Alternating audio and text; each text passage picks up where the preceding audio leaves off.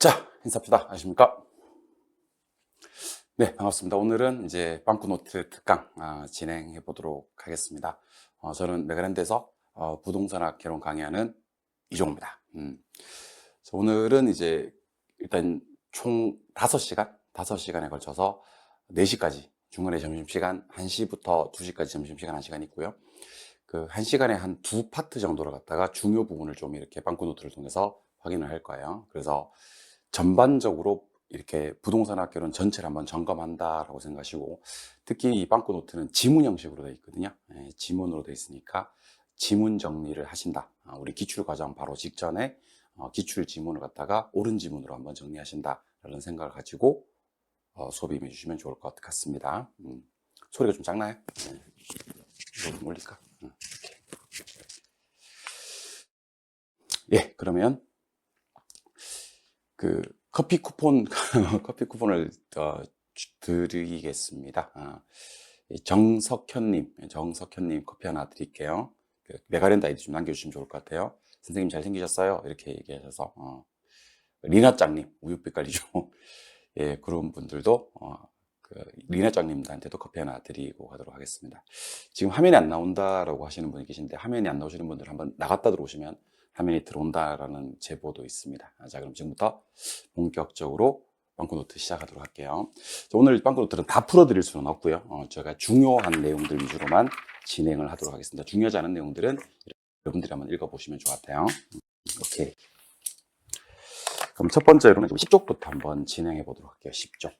10쪽에 가시면 토지 용어. 지금 보고 계시는 토지 용어 같은 경우는 출제 가능성이 100%짜리입니다. 100%짜리. 무조건 나온다라고 생각하시면 좋을 것 같습니다. 시험에 나오지 않았던 해가 없었던 파트가 토지 용어입니다. 그래서 우리 특히 총론 좀 약하신 분들은요, 이 토지 용어 정도는 그 지문 생략하지 마시고 전체를 좀 다 한번 봐주셨으면 좋겠다라는 얘기를 드려봅니다. 최근에 많이 나오는 토지 용어부터 한번 소개를 쭉 한번 해드리면, 일단은 15번입니다. 15번. 택지죠, 택지. 택지는 건축이 가능한 땅을 얘기하는 거고요. 주상공, 이런 말이 반드시 나옵니다. 주상공 또는 뭐가 가능한 땅, 건축이 가능한 땅. 그럼 아직까지는 택지가 아니고, 택지로 개발되기 전에 자연 상태 그대로의 토지는 뭐라고 합니까? 그러면 소지라고 하시면 돼요. 개발되기 전 상태는 소지. 그리고 이게 이제 택지가 돼버린 거지. 예, 이걸 택지 개발이라 그래요. 소지를 택지로 만들어주는 걸 택지 개발이라고 합니다. 주상공, 건축이 가능한 땅, 택지 기억을 하셔야 되고요. 필지 중요합니다. 필지는 하나의 지번이 붙어서 토지를 등록하는 단위입니다. 지번 붙여서 등록한다, 또는 뭐 등기한다고 하셔도 돼요. 지번 붙여서 등록하는 땅을 뭐라 부른다? 필지라고 부른다. 획지는 뭐가 비슷한 일단의 토지를 말하는 거냐면, 가격 수준이 비슷한 일단의 토지를 획지라고 합니다. 가격 수준이란 말이 반드시 나와야 됩니다. 얘랑 구분해야 될 게 1단지라는 땅이 있어요. 1단지는 용도상 불가분한 관계에 있어. 불가분한 관계에 있는 두 필지 이상의 일단의 토지. 그렇지, 일단의 토지. 둘 다 일단의 토지로 끝나는데, 가격 수준이 비슷한 일단의 토지는 획지고, 용도상 불가분한 관계에 있는 두 필지 이상의 일단의 토지는 일단지가 된다. 그래서 일단이 나왔다고 해서 무조건 일단지가 아니라 두 개를 하나로 봐야지만 일단지고요. 가격 수준이 비슷한 일단, 이렇게 했을 때는 획지가 된다라는 것도 기억을 하셔야 될 것 같아요. 후보지행지 상당히 중요합니다. 후보지는 택지농지, 임지, 뭐가 중요해요? 상호간이란 말이 중요합니다. 상호간에 전환이 되고 있는 땅, 후보지고, 상호간이라는 표현을 꼭 기억하셔야 됩니다. 그 다음 택지농지, 임지 내에서, 그렇지, 내에서 전환이 되고 있는 토지는 이행지가 됩니다. 상호간에 전환이 되고 있다, 후보지. 내에서 전환이 되고 있다, 이행지. 반드시 기억을 하셔야 됩니다. 21번 가기 전에 요거 한번 하고 갈게요. 자, 건물 가지고 얘기를 좀 한번 해봐야 됩니다. 건물이 아예 없는 땅, 건물이 있는 땅, 건물 짓고 남은 땅, 이렇게 세 개로 좀 구분을 하셔야 됩니다. 건물이 아예 없는 땅은 나지고요. 건물이 이미 들어서 있는 땅을 건부지라고 하고요. 건물 짓고 남은 땅을 공지라고 합니다. 그래서 건물이 아예 없는 땅, 건물 들어선 땅, 건물 짓고 남은 땅, 이렇게 구분하시면 돼요. 나지는요, 건물만 없는 게 아니고 사법상의 제약도 없어요. 근데 뭐는 있냐면, 공법상 제약은 있다. 반드시 기억을 하셔야 되는 거예요. 나지 좀 기억을 해주시면 좋을 것 같고요. 두 번째는 이제 건부감가란 단어인데, 여러분들은 머릿속에 건부증가란 단어를 떠올리지 마세요. 떠올리지 마시고, 건부감가만 기억하는 거예요. 건부감가는 건부지가 싸다. 건부지가 싸다라는 뜻이에요. 건부지 싸다. 그리고 예외 있음이라고 기억을 하셔야 되지. 건부감가와 건부증가를 둘 다 공부하시게 되면 원칙이 뭐였지 헷갈리게 된다는 거지. 오케이? 건부감가가 원칙이었나? 건부증가가 원칙이었나? 그렇게 생각하시는 게 아니고 무조건 건부지는 싸. 건부지는 싼데 예외는 있음. 이렇게만 기억을 하시면 좋을 것 같아요. 소리가 좀 작다 그러나요? 소리를 좀 더 텐션을 올려라고. 예. 소리를 좀 지르라는 것 같은데. 이게 좀 출력을 좀 크게 하는 방법이 없나? 내가 지금 목 상태가 좀 안 좋네, 오늘. 귀신같이 하네. 예. 아무튼 좀 더 크게 한번 해보겠습니다. 건부지는 싸. 하지만 예외는 있음. 이렇게. 그래서 건부지 가격은 낮이 가격보다 낮게. 건부지 싸다. 이렇게 기억하시면 좋을 것 같아요. 23번은 이제 건물 짓고 남은 땅, 주로 건폐율 때문에 남은 땅은 공지라고 아까 얘기했고, 최근에 시험에 진짜 많이 나오는 땅이 두 가지가 있습니다. 바로 이제 빈지하고 포락지. 진짜 많이 나옵니다. 일단 오히려 법지 빈지를 구분하는 것보다 더 많이 나오는 게 빈지하고 포락지가 거의 최근 시험에서는 빠지지 않고 나오고 있습니다. 빈지는 그 법적 소유권은 없어요. 법적 소유권은 없고 이용 가치만 있는 땅입니다. 그래서 주로 이제 해안선부터 토지 등록 지점 사이에 있는 땅입니다. 그러면 빈지는 어떤 땅이냐면 등록이 안 된 땅이에요. 등록이 안 된 땅. 근데 포락지는 등록이 돼 있는 토지가 수면 밑으로 잠겨버린 땅. 밑으로 잠겨버린 땅을 포락지라고 합니다. 그래서 혹시 포락지에서 등록이 안 돼 있다. 지적공부에 등록되지 아니하는 토지가 그럼 틀린 말입니다. 우리가 배우시는 땅 중에서 등록이 안 돼 있는 땅. 그래서 법적으로 소유권을 주장할 수 없는 땅은 뭐밖에? 빈지밖에 없다라고 생각하시는 겁니다. 그래서 법적 소유권은 없고 등록이 안 돼 있으니까 소유권은 인정되지 않지만 활용 실익이 있는 땅은 빈지 이렇게 하시면 되고요. 포락지는 이제 지적공부에 등록된 토지가 수면 밑으로 잠겨버린 토지 이렇게 기억하시는 겁니다. 좋습니다. 이번에는 나머지는 여러분들 읽어보시고요. 이번에는 31번 12쪽에 31번으로 가도록 하겠습니다. 31번은 제가 요건 한번 주관식으로 한번 써봤으면 좋겠거든요. 주관식으로. 자, 우리 부동산업에는 어떤 것이 있어요? 이렇게 물어요. 그죠? 부동산업에는 어떤 것이 있어요? 그러면 부동산업은 임대 공급업과 관련 서비스업이 있다. 이렇게 하실 수 있어야 됩니다. 관련 서비스업. 부동산업에는 임대 공급업과 관련 서비스업이 있습니다. 임대 공급업에는요. 임계공이 있어요. 민계공 아니죠. 임계공 맞습니다. 임계공이 있고요. 관련 서비스업에는 관중자감이 있습니다. 관중자감. 그래서 여러분들 요거 한번 나올 것 같은 느낌이 들어요. 이번 시험에서. 부동산업은 크게 임대공급업과 관련 서비스업이 있다. 임대공급업은 임계공. 관련 서비스업은 관중자감. 임계공은 임대하고요. 개발, 공급업을 얘기하는 거예요. 관중자감은요. 관리업과 중개, 자문, 감정평가도 있습니다.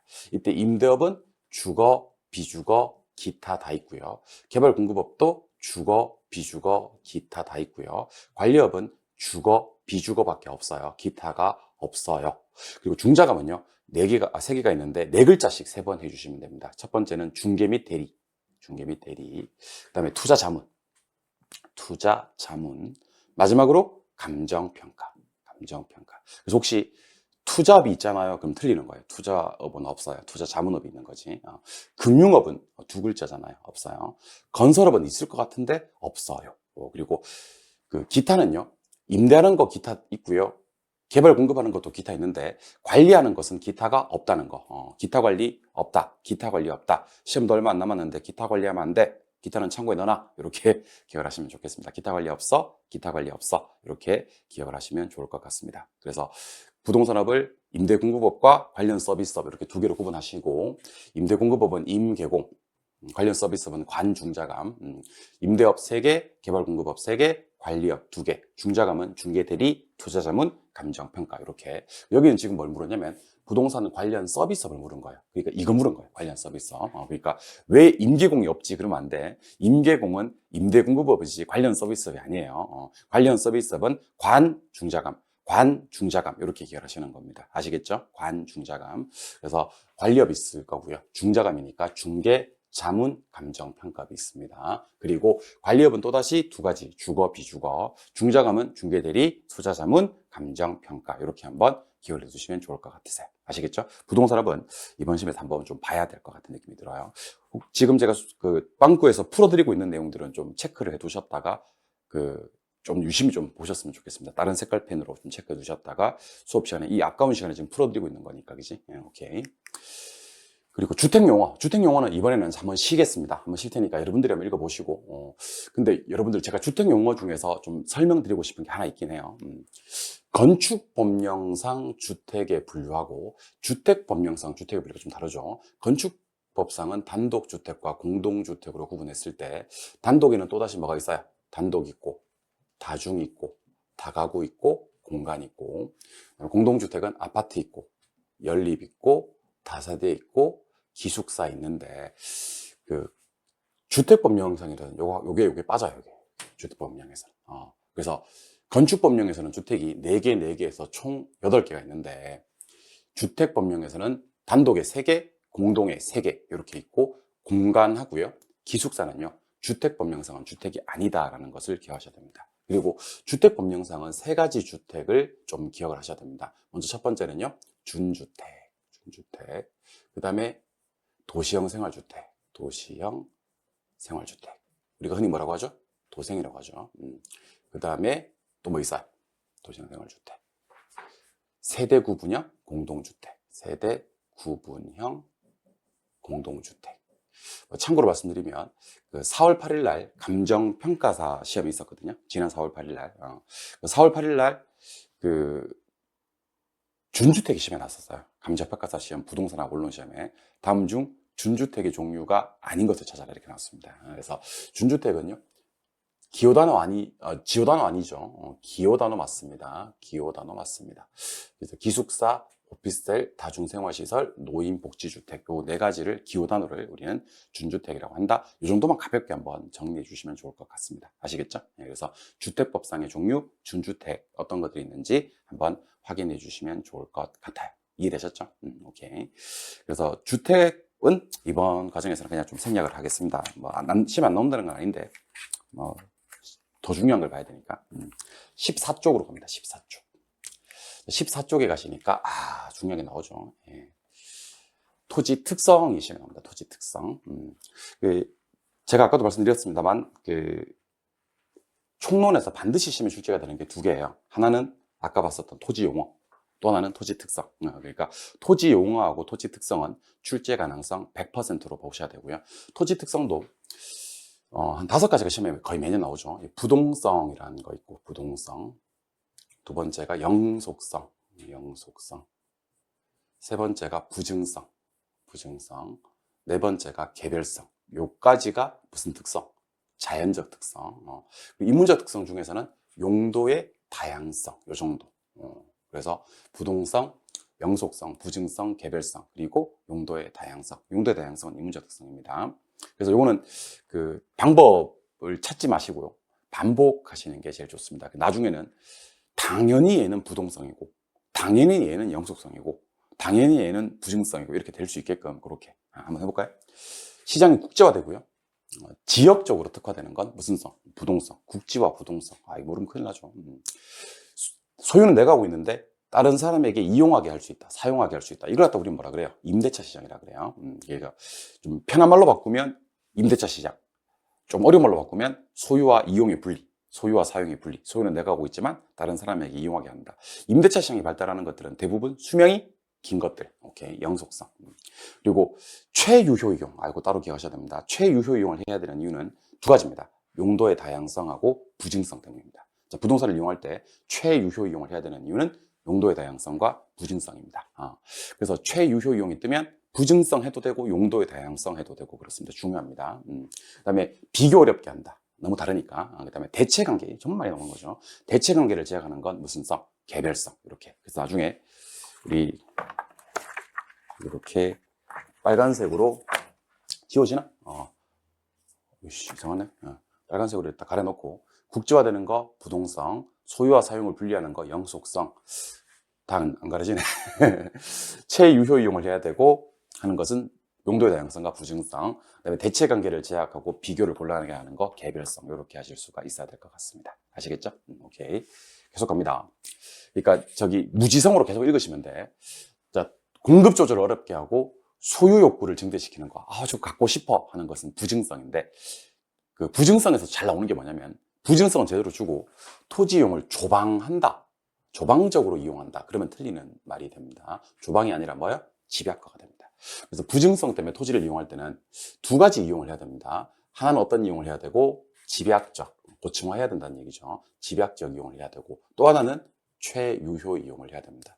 근데 최유효 이용을 해야 되는 이유를 하나 더 얘기해 봐. 그러면 용도의 다양성, 이렇게 얘기를 하시면 되겠죠. 그래서 최유효 이용은 부증성과 용도의 다양성 때문이다. 그 영속성 또 한번 가봐야 되겠습니다. 관리 잘하면 엄청 오래 쓸 수 있죠. 장기. 운영을 통한 소득이득과 처분을 통한 자본이득을 모두 얻으려면 장기간이 줘야 되겠지. 그리고 또 장기. 그리고 소모가 되지 않는다. 뭐 이런 것들이 영속성이고, 토지는 감가상각이 돼야 안 돼요? 라고 물으면요. 물리적인 감가상각이 배제된다라고 얘기를 해야 됩니다. 경제적 측면에서는 감가상각, 외부 요인에 의한 경제적 감가는 가능하거든요. 그러니까 물리적 감가상각이 안 된다. 이렇게 기억을 하셔야 되고, 감가상각이 중요한 게 아니고 감가상각이 뭐 된다는 거? 배제된다는 거. 그래서 빵꾸를 낼 때 우리가 아무 생각 없이 내지는 않거든요. 그러니까 토지는 감가상각이라는 단어가 중요한 게 아니고 물리적 감가상각이 배제되는 거구나. 만약에 물리적 감가상각이 적용된다, 물리적 감가상각을 해야 된다, 이렇게 나오면 X가 되는 거구나 라고 생각하시면 좋을 것 같으세요. 이해하셨죠? 좋습니다. 그리고 지가 지대 발생시키고 최유효 이용. 아까 최유효 이용은 부증성 때문이기도 하고 용도의 다양성 때문이기도 한다 그랬죠. 개별화되는 것도 개별성이고요. 그 다음에 조세 수입, 지자체 조세 수입에 있는 거 부동성. 미래란 말이 뜨면 무조건 영속성인데, 우리 미래라는 단어가 관계되는 게 딱 두 가지가 있습니다. 하나는 가치 밸류라는 단어하고, 하나는 직접환원법 해도 되고요, 수익환원법 해도 돼요. 여러분들 우리 감정평가론에 가시면 가치와 가격이라는 단어를 배우시게 되는데, 가치는 장래 이익의 현재 가치예요. 장래 이익의 현재 가치. 미래가 뜨면 영속성이라 그랬지. 오케이? 그리고 직접환원법, 수익환원법이 뭐냐면 장래 순수익이나 미래의 현금 흐름을 환원하거나 할인해서 가액 구하는 것을 수익환원법, 직접환원법이라 그래요. 이것도 장래가 뜹니다. 그래서 장래와 관계되는 단어, 장래란 단어가 미래를 도모할 수 있는 상당히 미래지향적인 단어들이거든요. 이런 단어들이 뜨면 수명이 긴 재와 영속성일 때 쓰는 말인데, 장래와 관계 있는 유명한 단어는 가치 밸류와 직접환원법, 수익환원법, 이렇게 기억하시면 좋을 것 같습니다. 무슨 말 이해하셨죠? 네, 그렇게 한번 정리를 하시고요. 오케이. 이번에는 이제 나머지는 쭉 한번 반복되는 얘기니까 읽어 보시고요. 이번에는 부동산 경제론으로 한번 넘어가 보도록 하겠습니다. 부동산 경제론. 그러니까 이렇게 좀 중요 내용 위주로 한번 다루어 보도록 할 겁니다. 오케이. 교재 페이지는 18쪽입니다. 18쪽. 자, 이번 시험에서는요, 뭐가 나올 가능성이 좀 있냐면 유량과 저량이 한번 나올 가능성이 있습니다. 유량과 저량을 구분하시는 거 좀 중요할 것 같아요. 그래서 유량과 저량을 좀 비교하셔야 되는데, 유량은 일정 기간 플로우고요. 얘랑 비교해야 될 게 저량인데, 저량은 일정 시점 스톡입니다. 공부하실 때는요, 저량을 공부하시면 됩니다. 제자가 보통 달인, 이렇게 공부하시면 되죠. 절대로 제자가 보통 달인만 하시면 안 되고, 재고, 자산, 가치, 보급률, 통화량, 단기, 인구, 이렇게 한번 두 번째 글자까지는 한번 쓰시면 좋고, 그냥 제자가 보통 달인 하면 나중에 얘가 유량인지 저량인지 모르니까 저 제자가 이 제자가 아니야, 저 오대열에 있는 제자가 보통 달인, 이렇게 기억하시면 좋을 것 같아요. 제자가 보통 달인, 제자가 보통 달인, 이렇게 하시면 돼요. 근데 방금 제가 소개해드렸던 제자가 보통 달인 뒤에도 뭐를 해버리면, 변동이나 변동분을 붙여버리면 뭐로 바뀐다? 유량으로 바뀐다 그랬어요. 기억나시죠? 예, 그래서 제자가 보통 달인은 저량, 제자가 보통 달인 뒤에 변동이나 변동분을 붙이면 유량으로 바뀐다. 이렇게 한번 기억을 해주시면 좋을 것 같습니다. 그래서 제자가 보통 달인을 찾는데, 찾기 전에 자산을 제가 저량이라고 했지 않습니까? 그죠? 자산이 자본과 부채 합으로 구성이 되거든요. 내 돈과 남의 돈을 합쳐서, 내 돈을 자본, 남의 돈을 부채 합쳐서 자산이라고 합니다. 그러면 자산이 저량이면 자산을 구성하고 있는 자본과 부채도 당연히 저량입니다. 그래서 여기 보면 제자가 보통 달인 찾았고요. 제자가 보통 달인이 없어요. 근데 제자가 보통 달인 찾았고요. 또 보니까 제자가 보통 달인이 여기 있네요. 또 당분간 제자가 보통 달인이 없어요. 근데 여기 보니까 제자가 보통 달인이 있고요. 여기 제자가 보통 달인이 있습니다. 그래서 물론 유량과 저량을 못 찾는 분들은 저는 없다고 보여집니다. 없다고 보여지는데 이걸 보면서 빨리 유량 저량을 판단할 수 있어야 됩니다. 그래서 요거 지금 1번부터 14번까지 14개인데 14개 30초 재놓고 한번 그 유량 저량 한 번도 안 틀리고 한번 보셔야 됩니다. 그래서 이게 어느 정도까지 가셔야 되냐면 조건 반사가 되셔야 됩니다. 만약에 제가 임대료 수입이요? 그럼 바로 유량이 나와야 돼. 왜냐면 제자가 보통 달인이 아니니까. 통화량, 그러면 바로 저량이 나와야 돼. 제자가 보통 달인이 맞으니까. 자본, 자산 이렇게 나오면 저량이 바로 튀어나와야 돼. 왜냐면 제자가 보통 달인이 맞으니까. 그리고 소비 지출, 그러면 당연히 유량이 나와야 돼. 제자가 보통 달인이 아니니까. 푸는 것도 중요합니다만 빨리 우리가 유량 저량을 판단하시는 것을 습관하시면 좋습니다. 그래서 이렇게 문제 시험자 모의고사 한번 쳐보신 분들은 아시겠습니다만은 아는 거 별로 안 중요합니다. 아는 건 다 알아요. 빨리 푸는 게 중요합니다. 빨리 푸는 게. 예. 빨리 푸는 게 핵심이니까 유량 저량 그 수요 공급의 이론에서는 어떻게 보면 가장 쉬운 파트거든요. 쉬운 파트인데 쉽다고 생각하고 너무 등한시하고 막 이렇게 천대시하고 그러지 마시고요. 이런 파트들을 나중에 시험장에 가시면 효자 노릇을 톡톡히 하는 파트인데 너무 늦게 풀면 안 된다는 겁니다. 아시겠죠? 오케이. 그리고 여러분 생각보다 못하는 거 좀 소개해 드리려고 해요. 가격이 상승하면 공급량이 어떻게 되느냐. 이 문제에서 가격과 공급량이 나오면 비례관계가 성립을 하거든요. 비례관계. 그래서 가격이 상승하면 당연히 공급량도 증가를 하게 됩니다. 이걸 갖다 우리는 네 글자로 뭐라 부르냐면 공급 법칙이라고 해요. 뭐라고요? 공급 법칙. 그러면 공급 법칙은 무슨 관계다? 비례관계다. 누구랑? 가격과 공급량의 비례관계죠. 돈 되면 팔고 돈 안 되면 안 파는 거지. 가격이 상승하면 공급량은 증가되고요. 가격이 하락하면 공급량은 감소됩니다. 그래서 가격이 상승하면 공급량이 어떻게 돼? 그러는데 수요 공급 이론을 1년 동안 공부하신 분이 가격이 상승하면 공급량이 어떻게 되지? 그러면 안 되는 거죠. 비례관계인 공급 법칙이 되는 겁니다. 하나 더 있죠. 하이 리스크의 하이 리턴. 그래서 위험과 수익도 비례관계가 됩니다. 위험과 수익도 비례관계. 하나 더 있죠. 아까 제가 장래 이익의 현재 가치라고 했던 거 있었는데 두 글자. 영어로는 value. 장래 이익의 현재 가치는 가치예요. 근데 시장에서 실제로 매도자와 매수자 간에 주고받은 금액은 프라이스, 가격이라고 합니다. 요거 세 개가 우리 부동산 학계론 통틀어서 비례관계가 성립하는 겁니다. 비례관계는 한 글자로 정이라고 표시를 하고요. 정은 부호로 플러스, 그래프상에 표시하면 우상향이 되는 겁니다. 그래서 공급 곡선 비례관계니까 우상향 하는 거고요. 효율적 프론티어가 위험과 수익의 관계를 나타내는 곡선이거든요. 효율적 프론티어도 우상향 하는 겁니다. 그래서 우리 부동산 학계론 통틀어서 위험과 수익의 관계가 무슨 관계예요? 그러면 비례.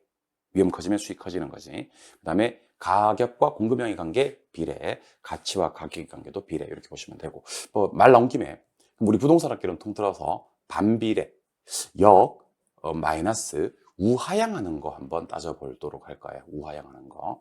요거는 이제 일단 가격과 수요량 사이 관계가 반비례입니다. 그래서 가격이 상승하면 수요량은 어떻게 돼요? 그러면 감소하죠. 가격이 하락하면 수요량은 증가되고 비싸면 안 사고 싸면 사니까. 오케이? 예. 그 정은희님이 아파트가 상승하면 사고 싶다 그러셨는데 잘못 얘기하신 거예요. 아파트 가격이 상승하면 공급자 입장에서 팔고 싶다라고 얘기를 해야 되는 겁니다. 팔고 싶다. 정은희님 좀 잘못 이해하신 것 같은데. 오, 정은희님 큰일 났네. 아파트 가격이 상승하면 사고 싶다. 좀 이상한 분 같은데. 예. 그렇지. 이제 돌아와서 팔고 싶다. 돈 되면 팔고 싶어 하고 돈 안 되면 안 팔고 싶어 하는 게 공급 법칙이고요. 비싸면 안 사고 싶어 하고 싸면 사고 싶어 하는 게 수요 법칙이 되는 겁니다. 정은희님은 중간중간에 자기가 이해하고 있는지 못하고 자기 이해한 대로 글을 올려주시기 바랍니다. 보살핌이 필요한 사람이에요. 정은희님은. 아시겠죠? 내가 잘 이해하고 있는지 잘 못 이해하고 있는지를 얘기해 드릴 테니까 중간중간에 자기가 이해하고 있는 걸 글로 좀 써주시기 바랍니다. 내가 살린 거예요, 정은희. 아시겠어요? 두 번째는 이제 지대와 수송비. 자, T넨의 위치 지대설에서 지대와 수송비 관계가 반비례거든요. 그래서 이 T넨의 위치 지대에서 수송비가 많이 들면 지대는 떨어지고요. 수송비가 적게 들면 지대가 올라갑니다. 지대와 수송비의 관계가 반비례의 관계가 성립을 합니다. 이걸 이제 우리는 T넨의 위치 지대설이라고 하고, 그래서 한기지대 곡선의 모양은 우하향하는 겁니다. 그리고 아까 제가 가치와 가격은 비례 관계라고 얘기를 했지 않습니까? 그죠? 앞에다가 화폐란 말을 붙이면 상황이 180도 달라져요. 자, 인플레는 뭐냐? 인플레는 가격이 오르고 화폐 가치가 떨어지는 거고요. 디플레는 가격이 떨어지고 물건 가격이 떨어지고 화폐 가치가 올라가는 거거든요. 그래서 그냥 가치와 가격은 비례지만 화폐 가치와 가격은 반비례다라고 얘기하실 수가 있어야 돼요. 그래서 우리 부동산 학교를 통틀어서 비례 관계인 거 몇 개랑 세 개랑 반비례 관계인 거 몇 개랑 세 개랑을 좀 기억을 해주셨으면 좋겠습니다. 아시겠죠? 예, 오케이. 그리고 오른쪽에 8번 문제를 풀어볼 겁니다. 8번 문제. 8번 문제는 우리 수험생들이 이제 오해를 좀 많이 하셔가지고요. 제가 요거는 조금 강하게 소개를 좀 해드리도록 하겠습니다. 8번 문제. 상당히 많이 오해를 하시더라고요. 오해 소지가 좀 있는 것 같아서 제가 요거는 좀 강하게 얘기를 드리겠습니다. 자, 아파트의 가격이 변해요. 그러면 아파트의 수요량이 변하겠죠. 맞나요? 근데 아파트 가격 이외의 것들이 변해요. 근데 이런 애들은 아파트 수요량을 변화시킬까요? 예, 이런 애들도 아파트 수요량을 변화시킵니다. 그럼 아파트 수요량을 변화시키는 건 크게 둘로 볼 수가 있습니다. 하나는 아파트의 가격이고 또 하나는 아파트의 가격 이외입니다. 전자를 무엇의 변화라고 부르냐면 수요량의 변화라고 부르고요. 후자를 수요의 변화라고 부릅니다. 그럼 전자는 어떻게 움직이냐면요. 전자는 어떻게 움직이냐면 곡선상에서 점이 이동을 합니다. 몇 번과 몇 번으로? 1번과 2번으로. 항상 1번으로 가면 증가고요. 2번으로 가면 감소해요. 이거는 어떻게 표현하냐면 하향으로 이동했다, 상향으로 이동했다 이렇게 얘기를 합니다. 그 면에서 수요가 변할 때는요. 곡선이 움직이는 겁니다. 우측이나 좌측으로. 그래서 이게 수요 곡선이라면 이게 우측이나 좌측으로 가는 거예요. 요게 이제 3번, 4번 할게요. 3번, 4번 이렇게. 그래서 수요량이 변할 때는요. 곡선상에서 점이 이동을 하는 거고요. 수요가 변할 때는 곡선이 이동을 하는 겁니다. 그냥 곡선이 좌측이나 우측으로 이동을 한다라고 보시면 됩니다. 그래서 저를 한번 보시고요. 자, 제가 여기 1번, 2번 보여드리고 있는 거 있죠. 이게 이제 수요량의 변화예요. 이게 왜 수요량의 변화냐면 우하향은 수요 곡선이니까 3번, 4번이 수요의 변화예요. 우측 가면 증가, 좌측 가면 감소. 오케이? 예, 그래서 1, 2, 3, 4. 1, 2, 3, 4 이렇게 기억하시면 됩니다. 1, 2는 수요량의 변화, 3, 4는 수요의 변화. 1, 2는 곡선상에서 하향 이동했다, 상향 이동했다 그렇게 얘기를 하고요. 3, 4는 곡선이 우상향으로 이동했다, 곡선이 좌하향으로 이동했다. 여기서 중요한 거, 여러분들 오해를 좀 많이 하시는 거. 아파트 가격은 아파트 수요량을 변화시켜요? 그러면 변화시켜요. 아파트 가격 이외에는 아파트 수요량을 변화시켜요? 그러면 변화시켜요. 근데 가격이 수요량을 변화시키는 이 프로세스를 수요량의 변화라고 하고 얘는 곡선상에서 점 이동을 하는 거고 가격 이외가 수요량을 변화시키는 것이 수요의 변화이고 이 프로세스가 얘는 곡선이 이동하는 거다. 그래서 여러분들 저 따라 한번 해보시겠습니까? 안 따라하시면 이게 좀 약간 고약한 출제위원들을 만나면 좀 고생을 해요. 아시겠죠? 밤시 고약한 출제위원들. 누가 걸릴지 몰라요. 이렇게 러시안 룰렛처럼 막 그런 겁니다. 운운히 좀 따라야 됩니다. 제가 물으면 대답 한번 해보실랍니까? 오케이. 같이 한번 해보시겠습니까? 좋아요? 네, 좋아요. 가격이 수요량을 변화시키는 것을 수요량의 변화. 곡선상 점의 이동. 가격 이외가 수요량을 변화시키는 것을 수요의 변화. 곡선의 이동. 그러니까 머릿속에 가격도 수요량을 변화시키고 가격 이외도 수요량을 변화시키는데 가격이 수요량을 변화시키는 것은 수요량의 변화라고 하고 곡선상에서 점 이동하는 것이라면 가격 이외가 수요량을 변화시키는 것은 수요의 변화라고 하고 곡선이 우측이나 좌측 3, 4로 이동하는 거구나. 그래서 제가 보세요. 제가 이런 짓을 하면 지금 가격이 수요량을 변화시킨 수요량의 변화구나. 곡선상의 점이 이렇게 1번, 2번으로 이동하고 1번은 수요량 증가, 2번은 수요량 감소하는 거구나. 요거는 가격 이외가 수요량을 변화시킨, 자, 잘 들으셔야 돼. 가격 이외가 수요량을 변화시킨 수요의 변화구나. 오케이. 곡선이 3번, 4번. 곡선이 우측, 좌측으로 이동하는 거구나. 라고 기억을 하시는 겁니다. 결국 제가 하고 싶은 얘기를 이제 결론만 소개해 드리겠습니다. 가격도 수요량을 변화시키고 가격 이외도 수요량을 변화시켜요. 가격이 수요량을 변화시키는 것을 수요량의 변화라고 하고 곡선상의 점이 이동하는 겁니다. 가격 이외가 수요량을 변화시키는 것을 수요의 변화라고 하고 곡선이 좌측이나 우측으로 이동하게 되는 겁니다. 이해하셨죠? 그래서 여기서 좀 오해가 없었으면 좋겠습니다. 그리고 마지막으로 또 이거 한번 해야지. 1, 2, 3, 4. 1, 2, 3, 4. 1은 수요량 증가, 2는 수요량 감소, 3은 수요 증가, 4번 수요 감소. 이렇게 한번 기억을 하셔야 될 것 같아요.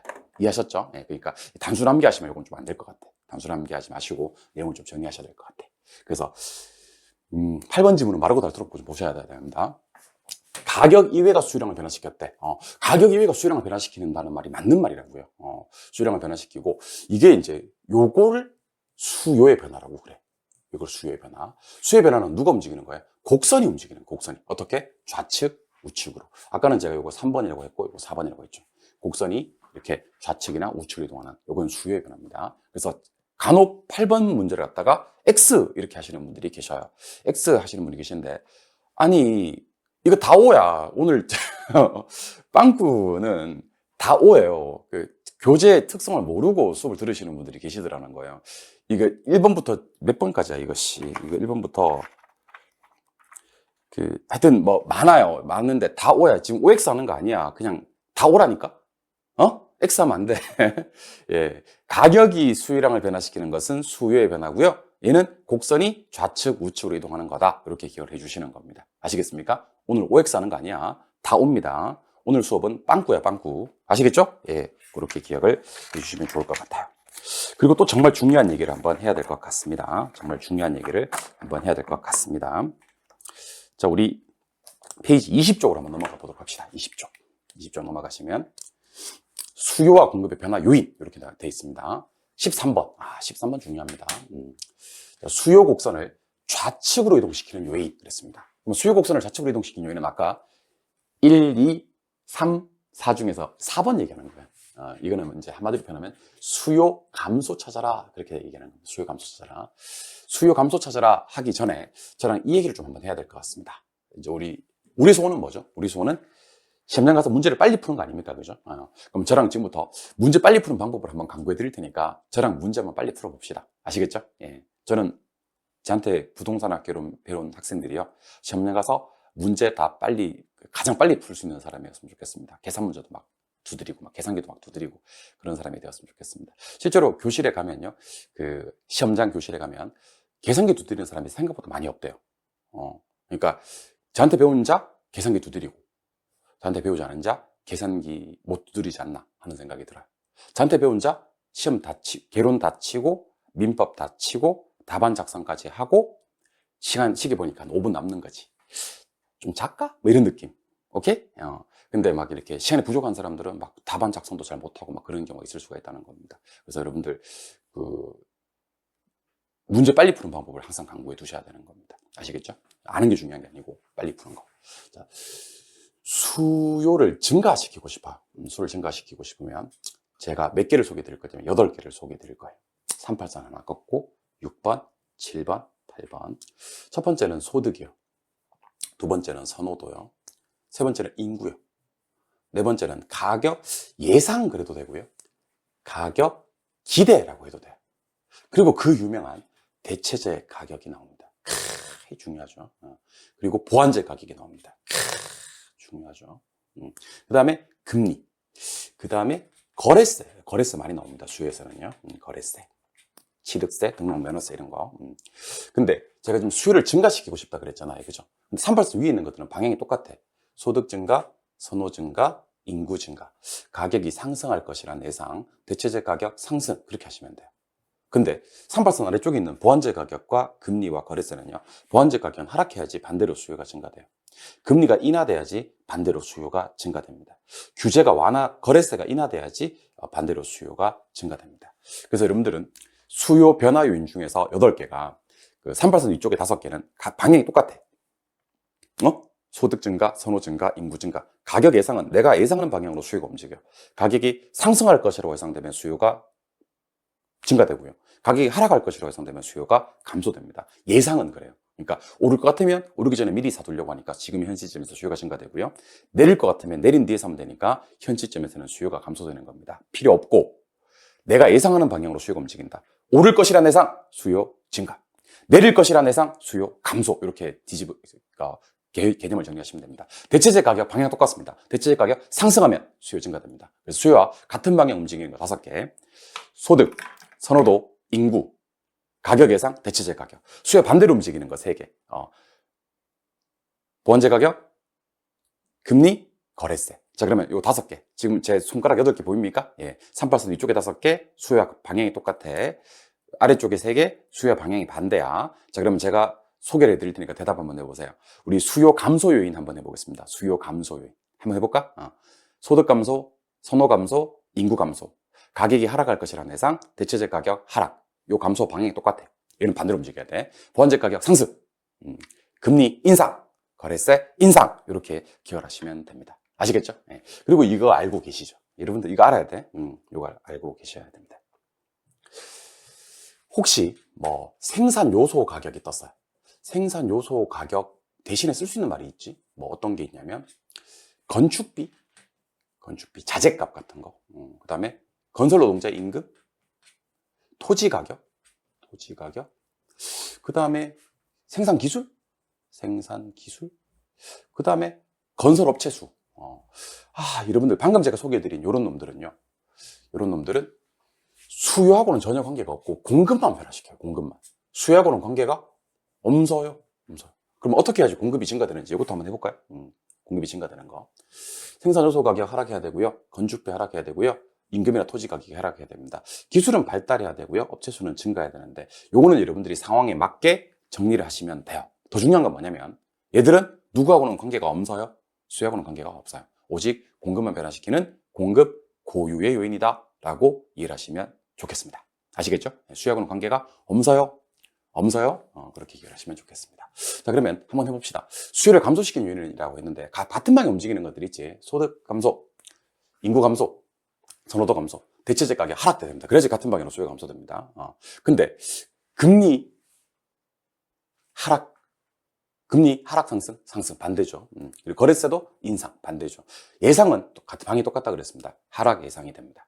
아시겠죠? 예, 그래서 제가 지금 동그라미 친 걸 갖다가 13번을 갖다가 수요 감소 요인 할 때 요거 지금 빨간색 이거 플라스틱 이거 가려가지고 최대한 빨리 수요 감소 요인, 수요 증가 요인, 수요 감소 요인, 수요 증가 요인 이렇게 얘기할 수 있어야 됩니다. 아는 거 중요한 거 아니라 그랬습니다. 빨리빨리 대답하는 게 중요합니다. 빨리빨리 대답하는 게 중요합니다. 아시겠죠? 예, 오케이. 좋습니다. 몇 셀판이 뭐 어렵네. 그리고 이번에 이거 한번 봅시다. 요거 20번. 20번 봐야 됩니다. 수요와 공급의 변화를 말하시오. 수요와 공급의 변화를 말하시오. 수요와 공급의 변화를 말하시오는요. 일단은 수요 움직이는 거하고 공급 움직이는 거 제가 한번 구분해 드렸습니다. 수요 움직이는 거. 자, 일단 건설 기술이 개발돼서 원가는 절감되었다. 공급 증가되지.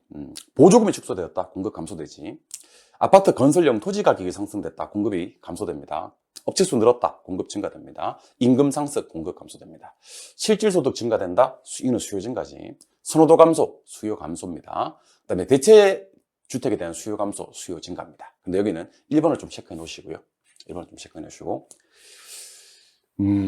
여러분들 제가 여기다가 그 필기 하나 해드릴 건데 같이 한번 해보시겠습니까? 오케이. 그래서 제가 필기를 한번 해볼 건데, 사실은 지금 제가 소개해드리는 내용들은요, 우리 부동산학 개론에서 75점 정도 이상 맞으셔야 되는 분들만 기억하시면 돼요. 아시겠죠? 네, 그러니까, 혹시 나는, 민법 점수가 너무 잘 나오기 때문에, 개론은 그냥 뭐, 면과락만 하면 돼. 민법이 80점 나오기 때문에, 개론, 면과락만 하면 돼. 하시는 분들은, 굳이 안 하셔도 돼. 굳이 안 하셔도 되는데, 개론에서 조금 고득점을 원하시는 분들은 지금 제가 필기하는 것들을 좀 기억하셨으면 좋겠습니다. 자, 가볼게요.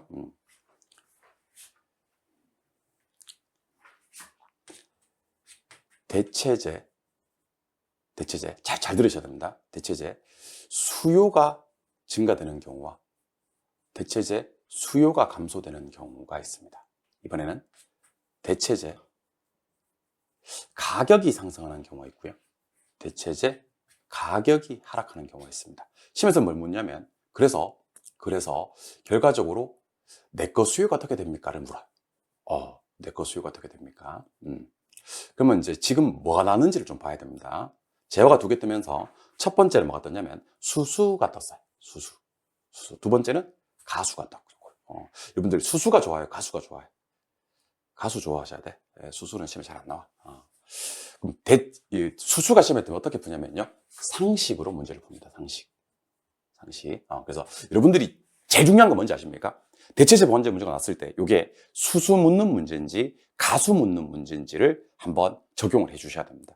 아시겠죠? 수수 묻는 문제인지 가수 묻는 문제인지. 쌤 나는 이런 것 때문에 미칠 것 같아. 그러면 밑에 것만 해. 위에 건 시험에 잘 안 나와. 쌤 나는 이런 게 제일 싫어요 하시는 분들은 밑에 것만 하시고 쌤, 나 이런 거 스릴 있고 좋아요. 나 이런 거 이렇게 뭐 이렇게 비교해야 되고 이런 거 나는 막 체질입니다 하시는 분들은 그 두 개 다 한번 해보시고. 아시겠죠? 자, 대체제를 샀대요. 그럼 내 건 안 사요. 내 거 수요가 감소됩니다. 대체제를 안 산대요. 그럼 내 거 수요가 증가됩니다. 오케이. 대체제 가격이 상승합니다. 대체제는 교차 탄력성이 플러스거든요. 그래서 대체제 가격이 상승하면 내 거 수요는 증가됩니다. 대체제 가격이 하락되면 내 거 수요는 감소되고요. 얘가 움직이는 방향으로 아까 했었어요. 내게 움직이는 겁니다. 이게 핵심입니다. 근데 혹시 대체제 쪽도 수요가 주고 내 것도 수요가 주면 대체제는 얘를 사면 얘를 안 사고 얘를 안 사야 얘를 사는 게 대체제라는 것을 기억하셔야 됩니다. 수수입니다. 수수. 사면 안 사고 안 사면 사고 하는 게 대체제. 오케이? 교차 탄력성입니다. 대체제는 한놈 가격이 상승하면 다른 놈 수요가 증가돼요. 대가리 뿔 달려 있으니까. 한놈 가격이 하락되면 내 거 수요는 감소되는 겁니다. 그래서 이게 우리 수험생들이 정리를 할 때 수수는 상식으로 풀고 가수는 교차 탄력성으로 푼다. 그것도 중요한데 문제를 보자마자 이게 수수인지 가수인지를 봐야 됩니다.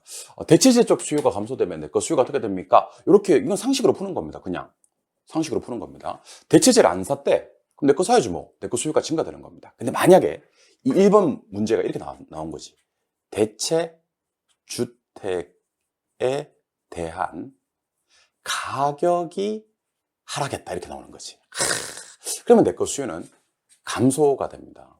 왜냐면 가수는요 교차 탄력성이 플러스거든. 대체제는 한놈 가격이 떨어지면 내 거 수요도 같은 방향으로 감소하게 된다라고 기억을 해주시는 거예요. 무슨 말 이해하셨죠? 그래서 문제가 났을 때 수수 나는지 가수 나는지를 보시고 판단해 주시면 좋을 것 같습니다.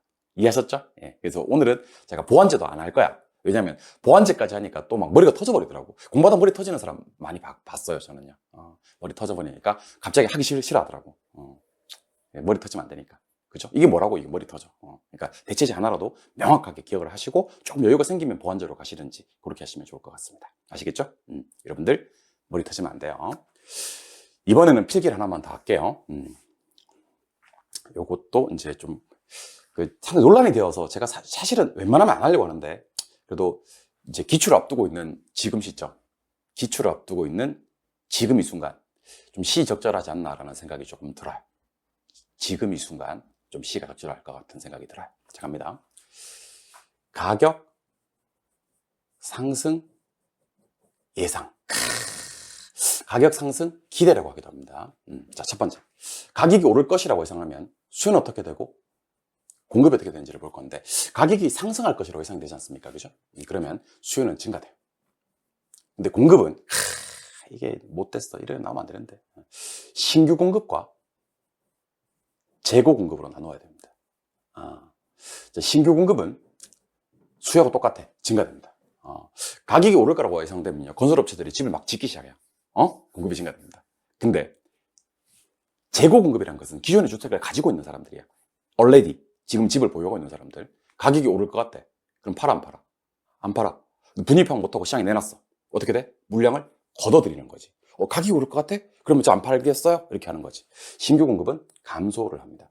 이게 이제 작년에 시험에 나오면서 상당히 많이 논란이 되었던. 그래서 우리 수험생들이 막 이렇게 풀면서 신규란 말을 갖다가 제일 위에 문제에서는 주고요. 박스 안에서는 신규란 말을 생략해버린 거야.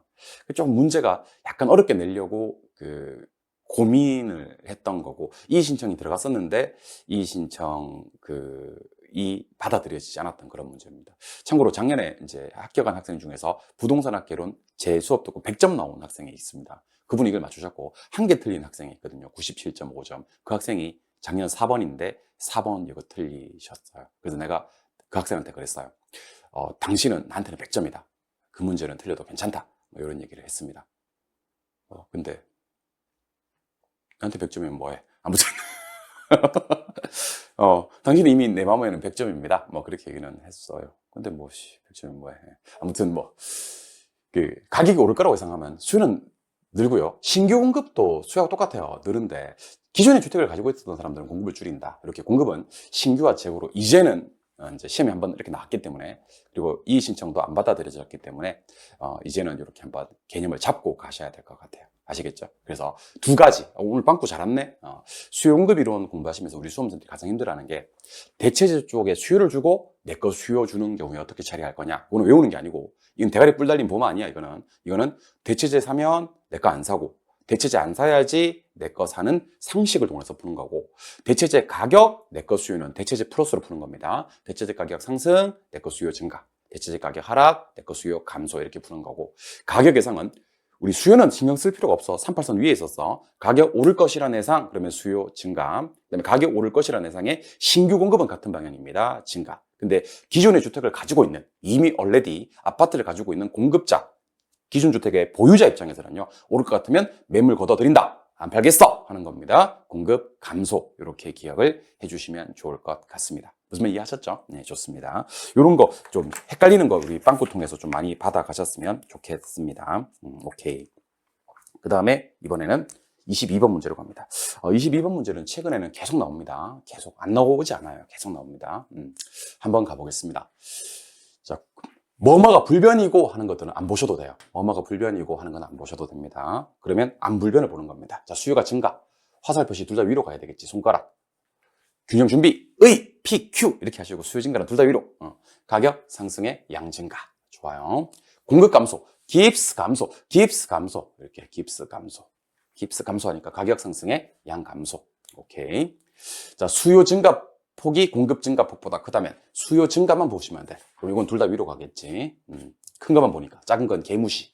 수요 증가는 가격 상승의 양 증가. 수요 감소 폭이 공급 감소 폭보다 작다면, 요즘에 이 작다면이 계속 나와요. 작다면.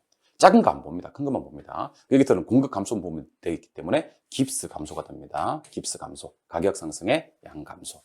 여기도 공급 감소만 보면 됩니다. 답 똑같아요. 가격 상승의 양 감소. 여기는 공급 증가만 보면 됩니다. 깁스 증가, 가격 하락의 양 증가, 이렇게 보시면 됩니다. 그리고 중요한 거, 이거 한번 봐야죠. 수요 감소폭과 공급 감소폭이 같다면 이렇게 돼 있습니다. 자, 그래서 보세요. 수요가 감소했대요. 공급이 감소했대요. 그러면 원래는 어떻게 되냐면, 가격은 몰라요.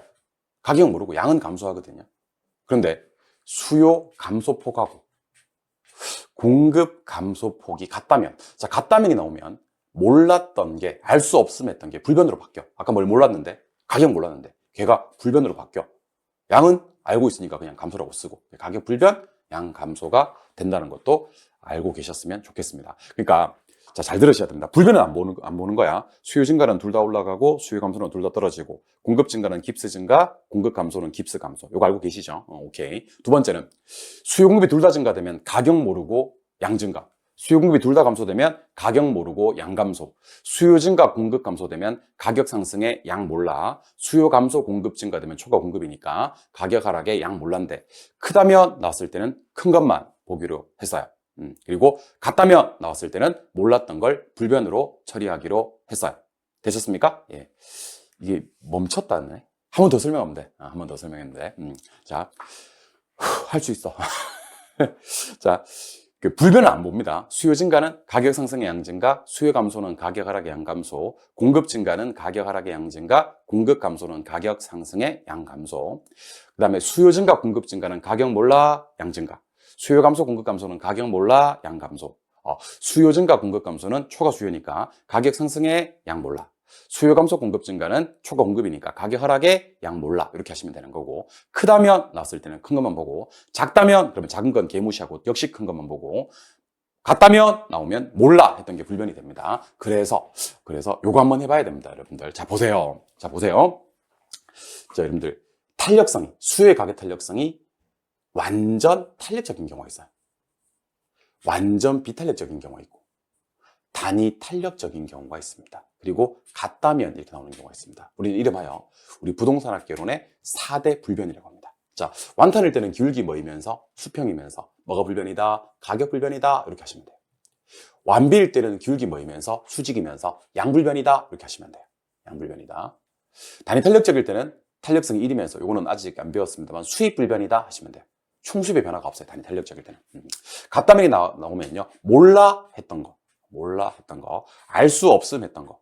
알 수 없음 했던 게 뭐로 바뀐다고요? 불변으로 바뀌는 겁니다. 그래서 왜 수요 증가하고 공급 증가나 수요 감소, 공급 감소는 가격 몰랐었는데 그게 같다면이 나오면 가격 불변으로 바뀌어요. 그게. 수요 증가, 공급 감소나 수요 감소, 공급 증가는 가격은 상승 하락을 하는데 양을 몰랐었거든요. 근데 같다면이 나오면 그 몰라고 했던 양이 불변으로 바뀌는 겁니다. 무슨 말인지 이해하셨죠? 예, 그래서 그 완탄 그러면 가격 불변, 완비 그러면 양 불변. 단위 탄력은 탄력성이 1이지 않습니까? 그죠? 수입 불변. 같다면 그래서 일 때는 몰라 했던 거, 알 수 없음 했던 게 불변으로 바뀐다. 이렇게 기억을 해주시면 좋을 것 같습니다. 아시겠죠? 예, 오케이. 그 이정우 님이 괜찮아요. 노래 한번 해주세요. 이렇게 얘기하셨는데 제가 오늘 노래 한 곡 그러면 좀 이따 불러드리겠습니다. 갑자기 노래 부르면 이상하잖아. 수업과 관계되는 거가 있어야지 노래를 불러드릴 수가 있지. 그쵸? 갑자기 노래 부르면 이상하잖아. 그지? 그러니까 수업과 관계되는 아주 여러분 도움되는 그런 노래를 제가 좀 이따가 한번 나올 거야 아마 수업하면 나올 거예요. 그죠? 그럼 좀 쉬었다가 계속 이어서 뒤에도 중요한 것들이 상당히 많이 있거든요. 이어서 봐야 되는 잠깐만 요거 쉬는 시간에 쉬지 말고 나는 요거 다 알기 때문에 쉬러 갑니다. 다 알기 때문에 쉬러 가는데 요거 맷셀판으로 이 맷셀판으로 가려놓고 쉬는 시간에 요거 다 7번까지 다 하고 나서 좀 쉬시기 바랍니다. 아시겠죠? 최대한 빨리 7번까지를 다 하고 그러니까 이상한 데서 서성대지 마시고 22번 문제를 해야 돼. 22번 문제를 반드시 풀 수 있어야 됩니다. 아시겠죠? 22번 문제를 반드시 나는 알기 때문에 나는 시로 갈 거야. 나 이게 다 알아 이거. 한 개도 빠짐없이 다 알아 내가 이걸. 그러니까 나는 시로 갈 건데 여러분들은 쉬지 마. 모르잖아 이거. 그러니까 쉬지 마시고 요거 정답 1번부터 7번까지 최대한 빨리 한번 확인하시고 정답 맞는 거 확인되면 그때 시로 가시면 좋을 것 같습니다. 아시겠죠? 10분 뒤에 다시 뵙도록 해요. 쉬겠습니다.